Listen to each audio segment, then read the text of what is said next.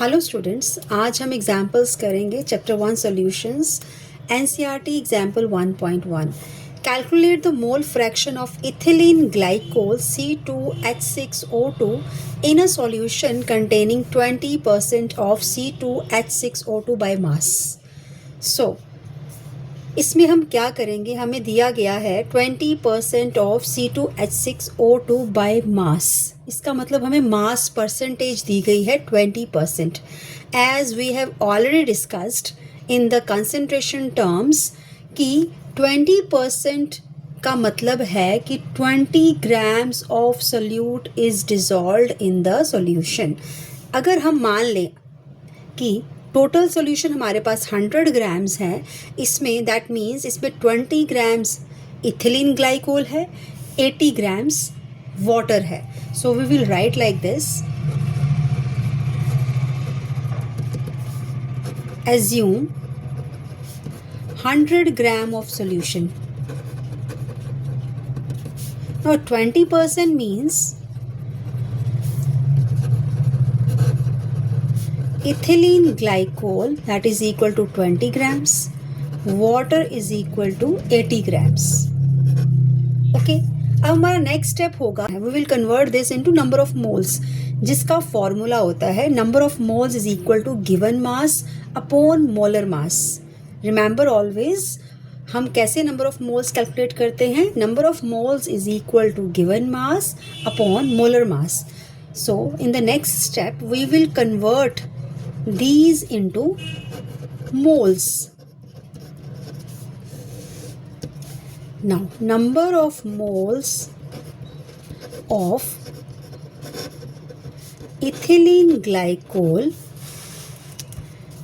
that is equal to given mass upon molar mass. अब यहाँ पे हमें गिवन मास क्या था जो हमने निकाला था 20 ग्राम्स, तो यहाँ फिल करेंगे 20 और मोलर मास इसका आएगा 62। वो कैसे,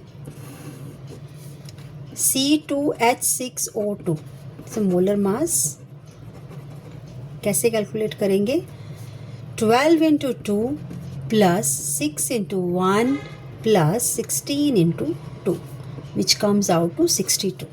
सब कैलकुलेशन करेंगे तो it will come out to 0.322 moles. इसी तरह से हम निकालेंगे number of moles of water. Same formula, number of moles of water that is equal to given mass upon molar mass that is equal to 80। हमें 80 था water का mass and molar mass of water is 18। Same water 2 into 1 plus 16 which comes out to 18। ये हमने molar mass calculate किया है water का। Now the calculation करने के बाद हमारे पास आते हैं 4.44 मोल्स। अब हमने निकालना है इसका mole fraction. Now last step is the calculate mole fraction. If you remember in the previous lectures we have done the formula of mole fraction, which is that mole fraction हमने निकालनी है। Question में हमसे पूछा गया था calculate the mole fraction of ethylene glycol, तो हमें इथिलीन ग्लाइकोल की मोल फ्रैक्शन निकालनी है। तो इसका फॉर्मूला लगाएंगे, mole fraction of ethylene glycol that is equal to number of moles of glycol divided by number of moles of glycol plus number of moles of water, जो कि हमने ऊपर कैलकुलेट किए हैं। Number of moles of glycol हमने क्या निकाले हैं 0.322 moles, number of moles water के निकाले हैं 4.44। अब सब इन सब की वैल्यूज़ पुट करेंगे हम, 0.322 divided by 0.322 plus 4.44 which comes out to 0.068। अब यहाँ पे ये आंसर है। यहाँ पे एक बड़ी इंपॉर्टेंट चीज़, mole fraction which has already been discussed, mole fraction has no units.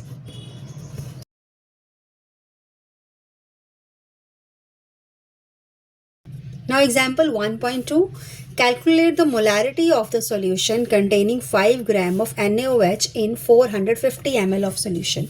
हम इसको कैसे करेंगे? सबसे पहले हमें दिया गया है 5 gram of NaOH in 450 ml of the solution. हमने इसमें निकालनी है मोलैरिटी. मोलैरिटी का फॉर्मूला होता है capital M, that is equal to number of moles of the solute divided by the volume in litres. अब यहाँ पे पहले हमें number of moles of NaOH निकालने पड़ेंगे. फॉर दैट सबसे पहले हम लिखेंगे गिवन NaOH का हमें दिया गया है मास, दैट इज 5 ग्राम्स. अब इसे हम we will convert it into moles. First step रहेगा कन्वर्ट इनटू मोल्स.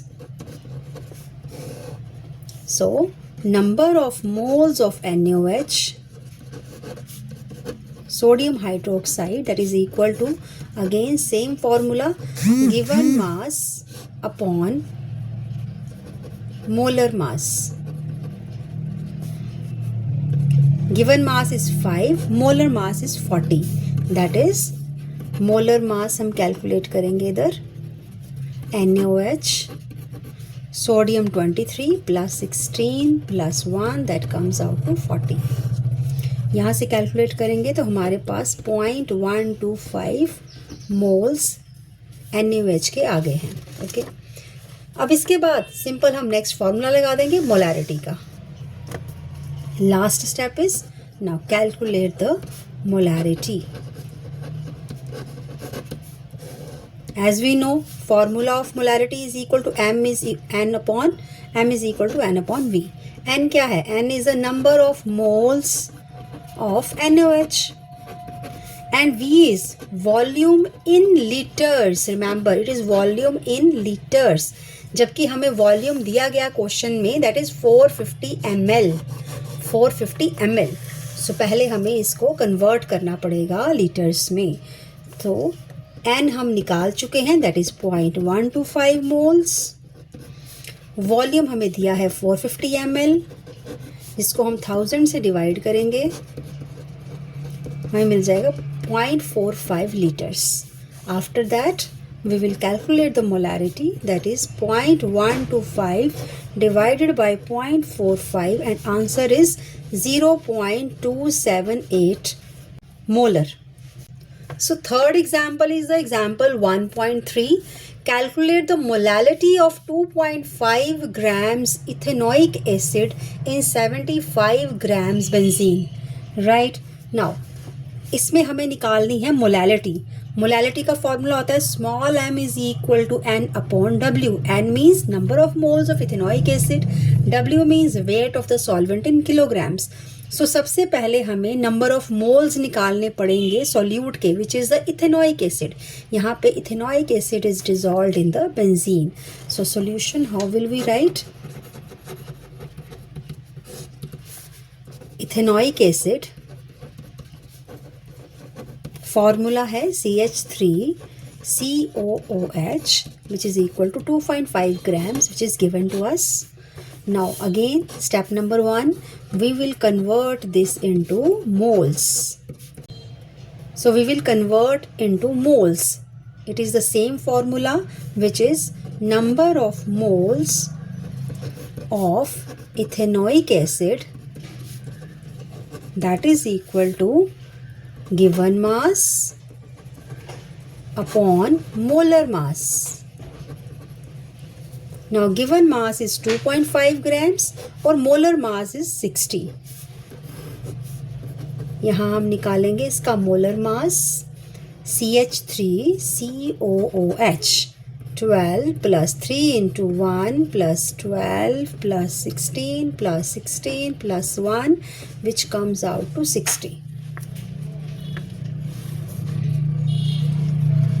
जब हम इसको कैलकुलेट करेंगे it comes out to 0.0417 moles. हमारे पास अब नंबर ऑफ मोल्स आ चुके हैं. हमने last step is calculate the molality. Molality को हम रिप्रेजेंट करते हैं स्मॉल m से. फॉर्मूला मैंने पहले भी बताया था, N upon W. N is the number of moles of ethanoic acid जो कि अभी हमने ऊपर निकाला है. W is the wait of the solvent in kgs, kilograms. हमें दिया गया था क्वेश्चन में 75 ग्राम्स ऑफ बेंजीन, जिसको हमें कन्वर्ट करना पड़ेगा किलोग्राम्स में. So number of moles as we calculated that 0.0417 moles. Weight is 75 gram which is given. इसको कन्वर्ट करेंगे किलोग्राम्स में 1000 which comes out to 0.075 kgs. So which comes out to 0.0417 divided by 0.075, that is equal to 0.556 molal. That is the answer. Thank you.